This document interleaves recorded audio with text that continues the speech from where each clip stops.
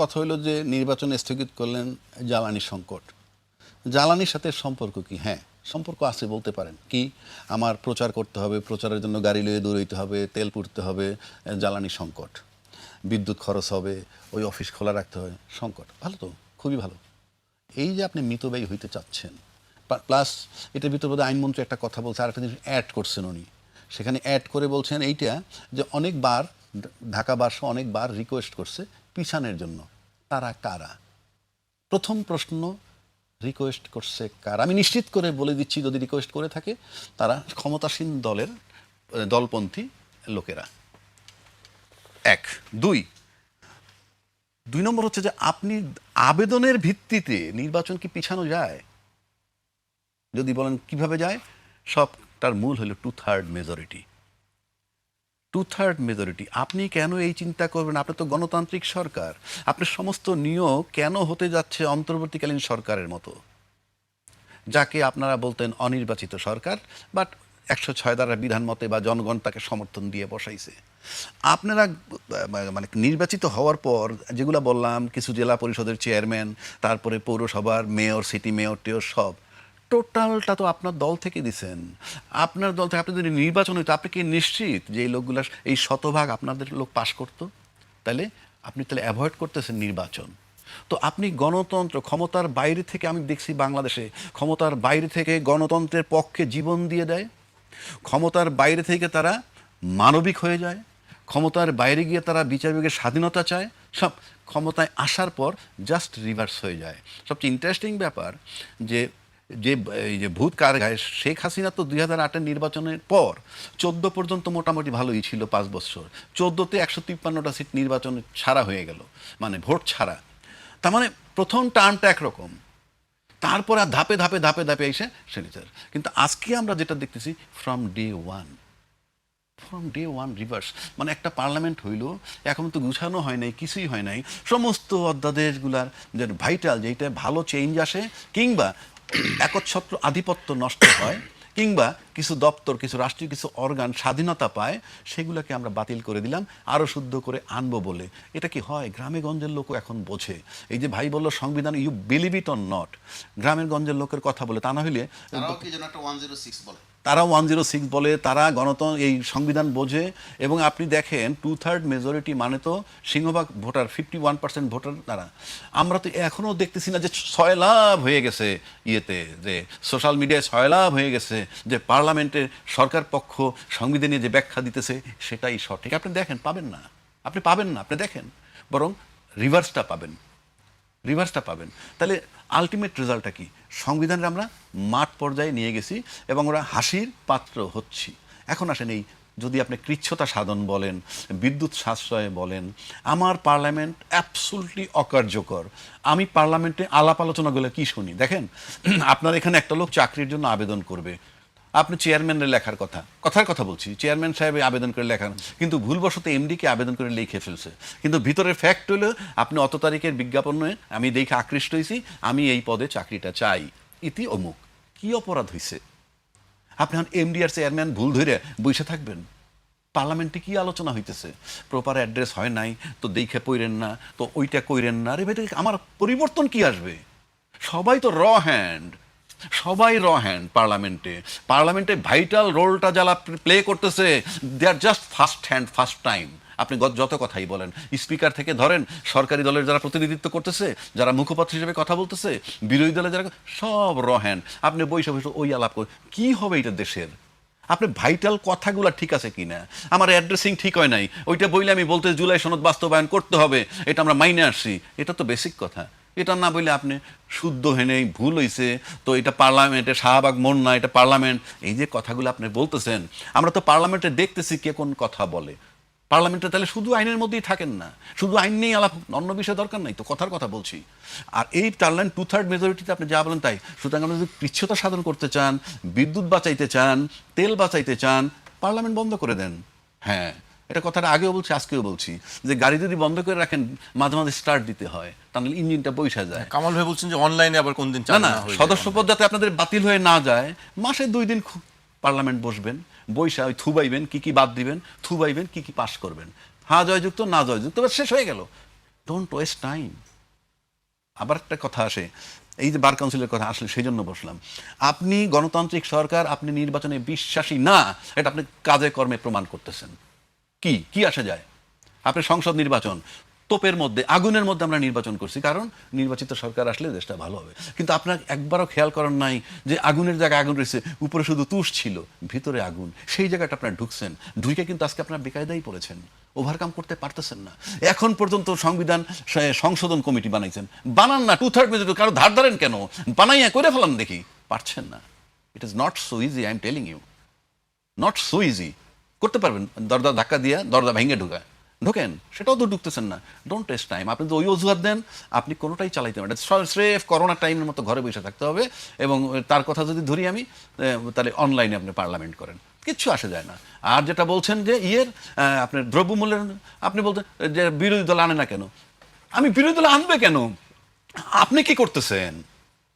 You tell me, আপনি কি করতেছেন? এটা তো আপনার দায়িত্ব, রেসপন্সিবিলিটি আপনার। দুপক্ষেরই আমি বিরোধী আমি দলেরও- দুই পক্ষেরই আচ্ছা, তেলের সংকট আপনি পার্লামেন্টে বসে বলতে হবে, আমরা যে তেলের সংকট ফেস করতেছি, এটা আপনি দেখেন না? আপনি পাম্পে যে লাইন আপনি দেখেন না? কথার কথা বলে আপনি দেখেন না? দ্রব্যমূল্যের ঊর্ধ্বগতি আপনি টের পান না? আপনি মাদক নির্মূল করেন, fine, I do appreciate it, কিন্তু এটা নিয়ে খুব বেশি আলোচনা হয় না। কিন্তু আমাকে চট করে আনলেন মাদক। আসার কথা কিন্তু যে দ্রব্যমূল্য নিয়ন্ত্রণ করব, সিন্ডিকেট কোথায় কোথায় আছে আমরা ধরবো, ধরছেন? সিন্ডিকেট তো একটা ফ্যাক্টর। আপনি মাদকে চলে যাচ্ছেন, ফাইন, সেটা নিয়ে আমার দ্বিমত নাই, কিন্তু আপনি সিন্ডিকেটে আসছেন না কেন? তেল জ্বালানির সংকট নাই, লাইনটা কেন? এটার কৈফিয়ত কি? লাইনটা কেন? আমার তো জানতে হবে লাইনটা কেন। লাইনটা কেন, আমার কারণটা জানতে হবে না? লাইনটা কেন? যে কি মানুষ অহেতুক লাইন দেয়? তো আমি সেই জায়গাগুলোতে আপনার কাজ করতে হবে। Don't make the people frustrated. আপনি যদি মানুষের কথা যে বলেন, আজকে মনে করেন যে আজকে যেমন অনেকে কথায় কথায় বলে যে বিরোধী দল ডাক দিলে আন্দোলন হবে না, এটা যেমন কারেক্ট, একইভাবে মনে করবেন না যে সরকারি দল ডাক দিলেই তার লোক ঝাঁপাইয়ে পড়ে আন্দোলনকারী থামাবে, এটাও সঠিক নয়। কেন নয়? ওই যে শিফট হয়ে গেছে, গুণগত মান যে শিফট হয়ে গেছে, যেটা বললাম, এই শিফটের কারণে এই সরকারি দলেরই বহু লোক আছে, আমাদের সাথে তো কথাবার্তা, আমি আশা করি যে ওনার সাথেও কথাবার্তা হয়, বহু লোক এই আদর্শগত কারণে তাদের সাথে নাই। কারণ যেই মিডিয়া এই সরকারকে এখন প্রেফার করতেছে, পীর সাহেবের মাইরে ফেলতে পিটাইয়া তার ফলো আপ যে ভিউজ আসার কথা, নিউজ হয়, নিউজ কিন্তু ইম্পর্টেন্ট না। নিউজটা হলো কি, একটা ঘটনা ঘটছে বলে দিলাম, কিন্তু এরপরে ভিউজ থাকে। সেই ভিউজে আপনি মানে ফলো আপ দেখান যে এই পীর সাহেবরে মারছে, এটা সঠিক হয় নাই, মব চলমান আছে, ইউ সি, আমাকে একটা পেপারে দেখান না, দেখান। আমি সেদিন একটা পত্রিকা অফিসে ছিলাম, এই কি বলে বৈশাখী আড্ডার মধ্যে, সেখানে একজনে বলল যে প্রোপাগান্ডা ছড়ানো হয়, যেমন ওনার বিরুদ্ধে আমি একটা প্রোপাগান্ডা ছড়াইলাম, এটার ইস্যুতে উনি গ্রেপ্তারও হয়ে যেতে পারে। তো এইটার জন্য সরকারকে দোষ দিচ্ছে, তখন আমি মিডিয়াকে দোষ দিছি। কেন জানেন? প্রচারটা করে কারা? Media. There are many ways, news, print media. মিডিয়ার এখন তো অনেকগুলো ভাগ শাখা আমি হয়ে বলতেছি print media, electronic media, social media, তাই না? গেছে। এর মধ্যে আবার mainstream media mainstream আছে তো। তাহলে যখন আমি মোস্তফা কামাল সম্পর্কে একটা তথ্য দিয়ে ফেলাইলাম এক পত্রিকার সম্পাদকরে, তার তো নৈতিক দায়িত্ব ওইটা ভেরিফাই। উনি যদি এটা প্রচার করে ফেলেন, দোষটা তো আমার চেয়ে তার, আমারটা তো শোনে নাই। আমি যে কি প্রচার করছি এটা শোনে নাই তো। উনি যখন লিখলেন যে আবুনা রাজ্জা কি বলছে, Mostafa Kamal is doing this this this this wrong, so media, তো মিডিয়ার রেসপন্সিবিলিটি সবচেয়ে বেশি। তারপরে এটা নিয়ে আমি টনক নড়াবো, কি করব না করব, কথার কথা বলছি। সুতরাং রেসপন্সিবিলিটি সবার আছে। একইভাবে আমরা দৃশ্যমান তেল নাই, দ্রব্যমূল্যের ঊর্ধ্বগতি, হ্যাঁ, আর আপনি মাদক নিয়ে করেন, সমস্যা নাই, কিন্তু আপনি এটা তো নৈতিক। কালকে বলে তেল বন্ধ হয়ে গেলে সব বন্ধ, তেল বন্ধ হলে বিদ্যুৎ উৎপাদন বন্ধ, বিদ্যুৎ উৎপাদন বলে ইন্ডাস্ট্রি বন্ধ, ইন্ডাস্ট্রি বন্ধ হলে লোক বেকার, লোক বেকার হয়ে মাঠে নামবে ফ্রাস্ট্রেটেড, তখন যে ডাক দিবে আপনার বিরুদ্ধে ওই লোকগুলো যাবে। Why you are making the people frustrated? It is আপনার রেসপন্সিবিলিটি। কারণ আপনি যদি একেবারেই কেয়ার না করেন 2/3 মেজরিটির বলে, আবার আপনি যদি সেই একই জিনিস করতে চান, হিস্ট্রি তো রিপিট করা। ওরা যেমন আন্দোলন, একটা বিপ্লব হয় না অত সহজে, একইভাবে শেখ হাসিনার মতো এই প্রশাসনটাকে আপনি চালাইতে পারবেন? আমি নিশ্চিত করে বলে দিচ্ছি, পারবেন না। এই কারণে পারবেন না যে তারাও লেসন নিছে, তারা ভিকটিম হইছে, সরকারের কথা শুনতে গিয়ে আজকে ভিকটিম হইছে, এদের সন্তান আছে, পরিবার পরিজন আছে, তারাও বলতেছে যে ডোন্ট ডু দ্যাট, আমি শিওর। সুতরাং আপনাকে মেইন চিন্তা করতে জনকল্যাণ। আপনি আইন বাদ দেন, আপনি গণভোট মানলেন কি মানলেন না, আপনি নির্বাচন, এই যে কি বলে বিচার বিভাগটাকে স্বাধীন করে দেখান। কারণ যখনই 2/3 মেজরিটি পেয়ে যায় আমরা দেখি বলে হ্যাঁ আদালত ডিসাইড করবে, তার মানে কি ইউ আর শিওর অ্যাবাউট আদালত। আপনার কনফিডেন্স গ্রো হয়ে যায় যে নাহলে আপনি আদালতে শিফট করেন কেন? আদালতে মানুষ ভয় পায়, আল্লাহ আদালত কি করে না করে, বাট ভেরি কনফিডেন্টলি আপনি যখন বলতেছেন আদালতের সিদ্ধান্ত আমরা চূড়ান্তভাবে মেনে নিব, এরকম কথা যদি বলেন, so you are sure about the result. So that is the tragedy, এবং সেটাই হলো স্বৈরাচারী। আপনার কাছে আমি আবারও আসবো। আমি আজকে আইন আদালত সংসদের মধ্যে আমরা থাকি। জি। সংসদে আজকে আইনমন্ত্রী আসাদুজ্জামান জানিয়েছেন যে 2025 সালের 31 ডিসেম্বর পর্যন্ত অধস্তন আদালতে 40,41,924টি মামলা বিচারাধীন। 40,41,000 বিশাল সংখ্যা। কারণ কি এত এটা মামলা জট বলা হয়, এটা আমরা বছরের পর বছর জটের চেয়ে আরো যুগ বেশি ধরে কিছু, অন্য কোনো শব্দ লাগে। লাগে। তো যেখানে আমাদের এখন মনে রাখতে হবে, একটু পেছনে যেতেই হবে, বিশ্বে বোধহয় এই রেকর্ড নেই যে প্রধান বিচারপতিও পালায়। তাহলে যেই দেশের প্রধান বিচারপতিও পালাতে হয়, অ্যাটর্নি জেনারেলকে পালাতে হয়, তাহলে ওই আদালতগুলোর কি অবস্থা ছিল? বিস্তারিত ব্যাখ্যার কিন্তু দরকার করে না। ওখানে শপথবদ্ধ রাজনীতিবিদ ছিলেন বিচারপতিরা। একদিনে তো হয়নি সেটা, দীর্ঘদিন ধরে চলে। যুগ যুগ ধরে শুনছি যে মামলা জট হয়ে আছে, এবার বছরের পর কিন্তু এই বছর বিনা বিচারে পরিবর্তিত আটকা হয়ে আছে। পরিস্থিতিতে একটা শিক্ষা নিতে পারত সংশ্লিষ্ট মহল, অর্থাৎ সংশ্লিষ্ট মহল বলতে বিচারপতি বলেন, আইনজীবী বলেন, অর্থাৎ আইনের সীমানার যারা আছেন, তারা একটা উপলব্ধিতে আসতে পারতেন যে না, এইভাবে আর হয় না। কারণ কখনো না কোনো বিষয়ে আদালতের দ্বারস্থ হতেই হয়। তাহলে আদালত ওখানে আইনের বিষয়, বিচারের বিষয়, আরও অনেক বিষয় আসে। ইমেজেরও একটা বিষয় আছে, ভরসারও একটা বিষয় আছে। কিন্তু কোথায় কোথায় হাইকোর্ট দেখানো বাঙ্গালকে, এটা কিন্তু 17 বছর তো লাগাতার দেখেছেই। 5 আগস্টের 3-4 দিন আগেও কিন্তু মানুষ দেখেছে। ইদানিং আবার কারো কারো বয়ানে কিন্তু একটু হাইকোর্ট দেখানো শুরু হয়ে গেছে। এটা ভালো লক্ষণ নয়। নতুন করে কেউ কিন্তু এই হাইকোর্ট অথবা সুপ্রিম কোর্টে নাজিল হননি, এই দেশেরই মানুষ। যারা পালিয়েছিলেন তারাও এই দেশেরই। তো ওই বাস্তবতা যদি একটু স্মরণ করেন, একটু বিবেচনায় রাখেন, আর যারা বর্তমানে ক্ষমতায় আছে তাদেরকে স্পেশালি বিশেষভাবে একটা ভাবনায় নেওয়া খুব জরুরি, মনে করিয়ে দেওয়ার মতো। 2001 সালে যখন তারা ক্ষমতায় এসেছিলেন, বিদ্যুৎ নিয়ে তাদের বিরুদ্ধে একটা বদনাম ছিল, আজেবাজে শব্দও ছিল। পরে দেখা গেছে পরিস্থিতি আসলে এত খারাপ ছিল না, ওখানে ভূত চাপিয়ে দেওয়া হয়েছিল। আপনার শিরোনামে আবারও আসতে হয়। দেশের কোথাও কোথাও কিন্তু বিদ্যুৎ নিয়ে নানা কেলেঙ্কারি ঘটিয়ে দেওয়া হয়েছিল, কাউকে দৌড় দেওয়ানো হয়েছিল, নামের সাথে বলে দেওয়া হয়েছে দৌড় অমক, পালায় অমক। তো তাদের কিন্তু এটা মনে রাখার দরকার আছে। খুব একটা বাজে পরিস্থিতির সামনে আসছে। কৃষি মাত্র শুরু হয়েছে, কৃষি সেক্টরের কাজ। আর জ্বালানির যখন সংকট হয়, এই সংকট নানা দিকে বিস্তার করে। শুধু পরিবহন ভাড়া বাড়ে, সব কিছু প্রত্যেকটি জায়গায়, ভোজ্য তেলেও আঘাত করে। সমস্ত কিছুতে জ্বালানি তেলে যখন কোনো ব্যাঘাত ঘটে, এটা নামতে নামতে ভোজ্য তেলেও আসে। তো ওই রকম একটা অবস্থা। এটাতে সরকারের নিজের দিক থেকেই বিরোধী দল দাবি তুলল কি তুলল না, তাদের আগের ঘটনা মনে করে, ওই বদনামের কথা মনে করে, তাদের কিন্তু অনেক বদনাম সইতে হয়েছে, অনেক নিপীড়নও সইতে হয়েছে। পরবর্তীতে যতই প্রমাণ হোক যে যেরকমটা বর্ণনা করা হয়েছিল সেরকম না, কিন্তু রাজনৈতিক শক্তি বাংলাদেশে এমন, যখন একটা বাজারে ছেড়ে দেয় শক্তিশালীভাবে বা ইম্পোজ করে, কখনো কখনো আমরা মিডিয়াতে বলি সুপার ইম্পোজ, এটা কিন্তু কার্যকর হয়ে যায়। তো বিএনপি যে অপবাদ ওই আমলে সয়েছে, কলঙ্ক সয়েছে, এমনকি এক পর্যায়ে 111 ঘটেছে। ধারাবাহিকতা কিন্তু এই যে বিদ্যুৎ টিদ্যুৎ এইসব নিয়ে বহু অভিযোগ সামনে আনা হতো। এবার বিএনপি যদি আগে ভাগে একটু সতর্ক হয়, আগামী মাস থেকে আরো একটা বাজে অবস্থা হবে। এরই মধ্যে কোথাও কোথাও 6-7 ঘন্টা কিন্তু লোডশেডিং শুরু হয়ে গেছে। আমরা গণমাধ্যমে আজকে দেখছি যে ঢাকার বাইরে, বিশেষ করে গ্রামাঞ্চলে 12 ঘন্টা লোডশেডিং এর খবর আমরা এটা কিন্তু পেয়েছি। খুব বাজে বার্তা দেখেছি।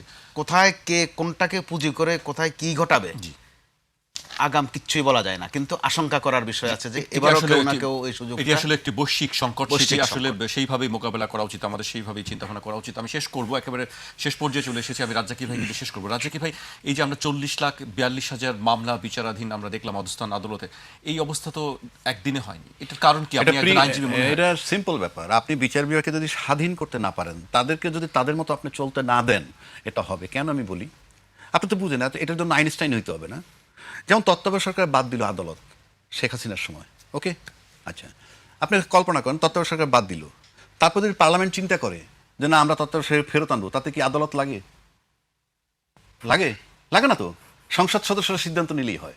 আচ্ছা, এই যে বাতিল করলো এবং এক বৈঠকেই সম্ভব, এটাকে ঠেলতে ঠেলতে ঠেলতে ঠেলতে চলে আসলো। আমি নিজে দেখছি সেটা, অ্যাপিলেট ডিভিশন, সেখানে আবার রিভিউ টিভি অনেক কিছু হইলো। আপনি বিশ্বাস করেন তত্ত্বাবধায়ক সরকার ফেরত আসলো না? আবার তো ফেরত আসছে। আচ্ছা, আমি আপনাকে আবারও বলছি আইনস্টাইন হইতে হবে না। তত্ত্বাবধায়ক ফেরত আসলো 14তম সংসদে এটা কার্যকর হবে বলছে তারা। আচ্ছা, পার্লামেন্ট যদি না মানে কোর্টের কিছু করার আছে? নাই, কিন্তু আমি জেনে শুনে বলছি, কারণ এটা সংসদের সদস্যদের ইচ্ছা।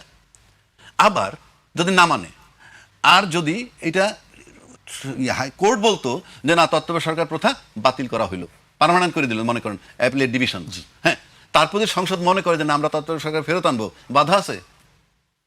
বাধা নাই। তার মানে কি, এই আদেশটায় কিচ্ছু আসে যায় না, কারণ সংসদ যেটা সিদ্ধান্ত ওটা চূড়ান্ত। তাহলে এই মামলাটা আমি বলি আপনাকে, যখন এইটা শুনানি হচ্ছিল, এই যে তত্ত্বাবধায়ক সরকার ফেরত আসা নিয়ে ফাইনালে যে আসলো, you believe it or not, অনেক দিন, এটা প্রায় ধরেন 15 থেকে 21 দিন ওয়ার্কিং ডে এটার উপরে শুনানি হয়েছে। এবং এটা যেদিন শুনানি হয়েছে, পুরা কোর্টের সময়টা শেষ। 21 দিনে কোর্টে মামলা ছিল শত শত লিস্টে। তাহলে যেটার কোনো ইম্প্যাক্ট নাই, আপনি কথাটা বোঝার চেষ্টা করেন, যেই জাজমেন্টটার কোনো ইম্প্যাক্ট নাই, আমি আবারও বলছি যে তত্ত্বাবধায়ক সরকার ফেরত দিছে, এইটা যদি সংসদ না মানে, এইটার জন্য সংসদের অ্যাপিলেটের কিছু করার নাই, বিধানে নাই, সে পারবে না করতে, তার ওপিনিয়ন এটা। আর যদি তারা সংসদ তত্ত্বাবধায়ক সরকার ফেরত না দিত, তারপর যদি সংসদ এটা কার্যকর করে আমরা তত্ত্বাবধায়ক ফেরত আনলাম, তাতেও কোর্টের কিছু করার নাই। তাহলে আমার এই টাইমটা নষ্ট হইলো কেন? এটা তো সিম্পল, যদি বইলে দিত উচ্চ আদালত কি এটা জনগণের দাবিতে এটা হয়েছিল, ওই আদালত যাই কিছু করছে, এইটা একান্তই সংসদ সদস্যদের ইচ্ছার অভিপ্রায়। অর্থাৎ তারা যদি মনে করে এটা ফেরত আনবে, তারা পারে, তারা যদি নাম মনে আনবে না, ফেরত আনবে না, সিম্পল। এই কারণে এটা কেন হয়? এটা কেন হয় যে ওই যে নিয়োগকর্তা কারা, এটা তাদের মাথায় ঘোরে, নিয়োগকর্তা কারা। সুতরাং এইটা নিয়ে একটা টাইম ব্যয় করতে হবে, অর্থাৎ একটা শুনানি করতে হবে। এবং এই শুনানি যারা করছে তারা কিন্তু বাইরের সাধারণ লোকের কাছে অনেক বড় লয়ারও হয়ে গেছে, যে বাপ রে বাপ, এই তত্ত্বাবধায়ক সরকার ফেরত আনার উপরে হিয়ারিং করতেছে। In fact this is the reality, no impact. কালকে যদি সংসদ বলে যে না, আমরা তত্ত্বাবধায়ক সরকার ফেরত যাবো না, কিচ্ছু করার নাই। আর যদি না কোর্ট রায় দিত যে তত্ত্বাবধায়ক সরকার ফেরত দিলাম না, তারপর যদি পার্লামেন্ট বলতো না, আমরা তত্ত্বাবধায়ক সরকার ফেরত যাবো, এইরকম মামলা, যেমন ধরেন বিচার নিয়ে জামিন নিয়ে কথা উঠছে, সিম্পল গ্রাউন্ড। আমি আবারও বলছি, আপনার আইনস্টাইন হইতে হবে না। লোকে জামিন দিতে গেছেন বলে এক জজ সাহেব 800 জামিন দিচ্ছে একদিনে, এটার জন্য তার উপরে চাপ পড়েছে। সেটা শেষ করে দিই। আদালত কি, আপনি এফআইআর এর নাম নাই এবং পুলিশ রিপোর্ট আসে নাই, 8 মাস ধরে কাস্টডিতে, আপনি জামিন এই অর্ডার দিতে লাগে 30 সেকেন্ড। আবারও বলছি, এফআইআর এর নাম নাই, বিনা বিচারে কাস্টডিতে 8 মাস, পুলিশ রিপোর্ট এখনো আসে নাই, 30 সেকেন্ডের ব্যাপার। এইরকম মামলা যদি 5 লাখ, 10 লাখ, 15 লাখ পেন্ডিং থাকে, আপনি বিরাট বড় স্তূপ তো হবেই।